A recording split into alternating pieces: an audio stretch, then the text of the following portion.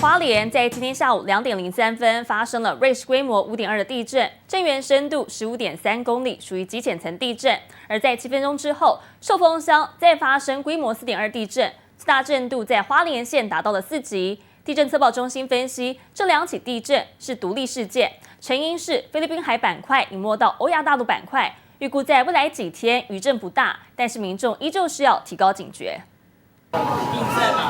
民众在便利商店购物吹冷气，突然地牛翻身，警报大响，头上吊灯不停摇晃，还有人收到国家级警报。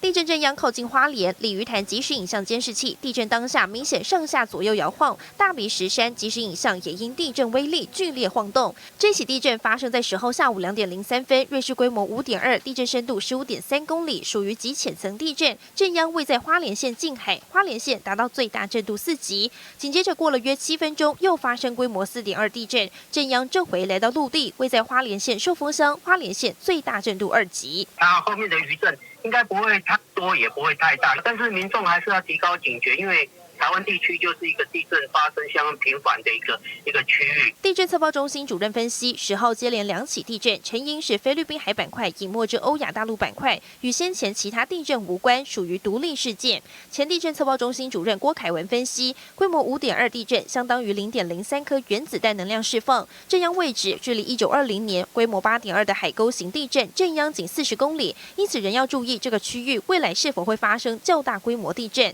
而对此，台铁表示，受地震影响，崇德至瑞穗间按3级地震规定办理第1趟列车慢速行驶，也尚未传出任何灾情。记者陈敬业花莲报道。